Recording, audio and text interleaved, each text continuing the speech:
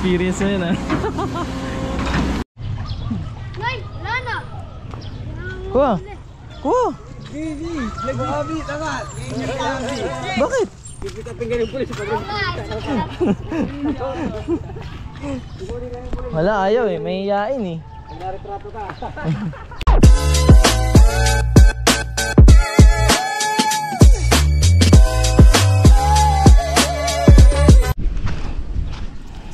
Dito na inahukay ng bakaw nila.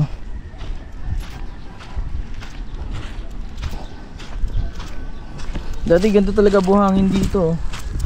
Diyan sa ilog. Ngayon burak na. Ayan. Dati ganyan buhangin dito yan. Kaya malinaw ang tubig dyan. Pero dahil burak na, madumi na. Ano na. Mabaho na pati.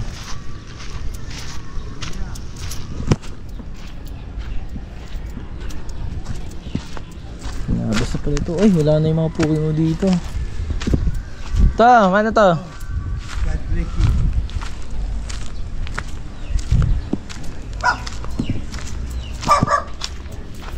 Actually, ano, yung picture mo. Ha? Eric! Eric! Hindi ka nag-ano. Ano to, Eric? Ano, linggo eh. Ito na. Tinambakan na oh. Taas na ng tambak oh.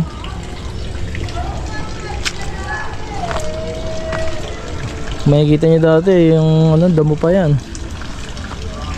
Ayan na siya ngayon. Taas na. Ilang araw lang to, tuyo na to. Kaso maburak siya. Pero maganda niya, siksik yung pagkalupa niya. Tapos ito na yung lalim eh. Lutang na yung ano, bato ng SeaWorld dun oh.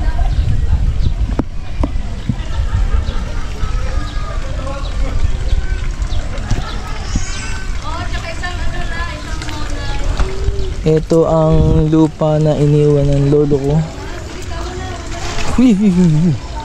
Ito pa madulas. Pwede na maligo dito, maliwanag, malinaw na yung tubig. Sabi mo kay tita gumawa ng balon, ng get ano pa.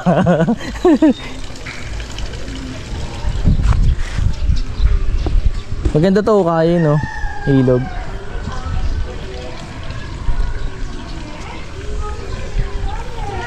Update tayo dyan.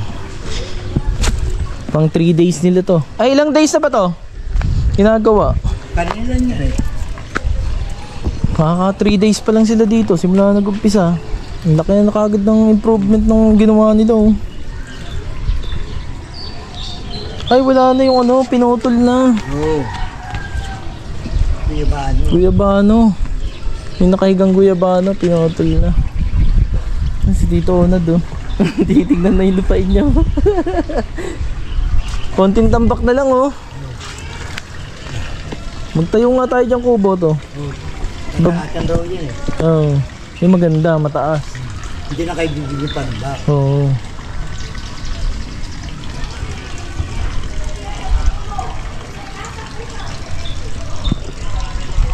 Yeah.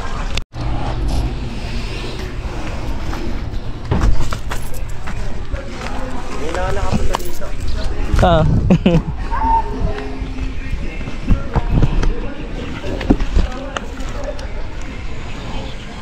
Ito nga ay, malambot pa yung lupa dito.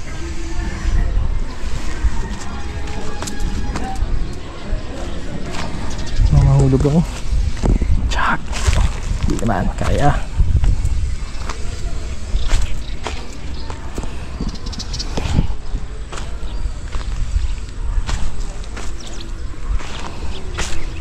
Kung nakita nyo to nun, ito yung ano, yung madamo. Dito ako tumungtong nun. Tapos nandito yung puno. Dito pa banda. Yan, nandito yung puno nun. Tapos yan. Ngayon malawak na. Dahil yung yung hinuhukay naman dito. Kasi ibabaonan niya ng bakal. Yan.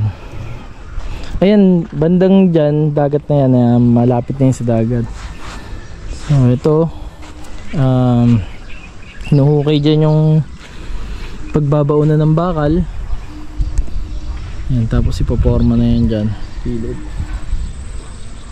Hanggang dun, sa may school na ano.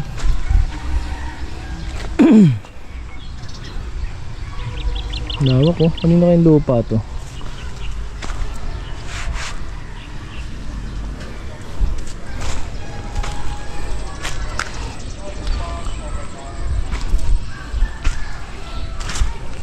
Sasakay sana ako ng baho kaso naubos na sila ng gas, saka pumasyal na lang din ako dito.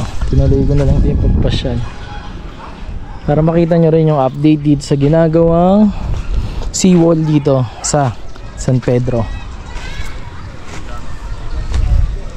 Yung mga maliliit ano yan, sa sobrang init kaya sila namamatay, mga similya yan. Ayun o, yan natin. Sobrang init, nawawalan sila ng oxygen. Oo, ng tubig. Yeah.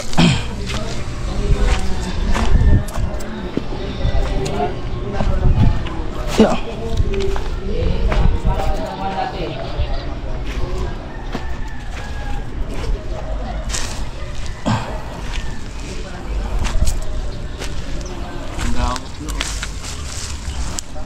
Yeah.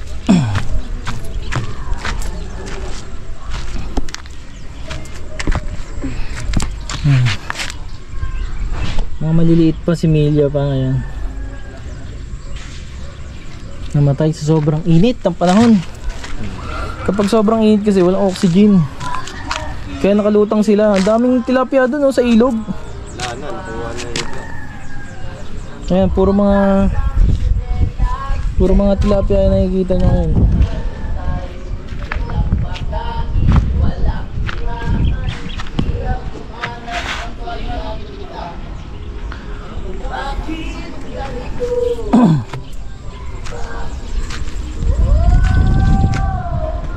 Yun!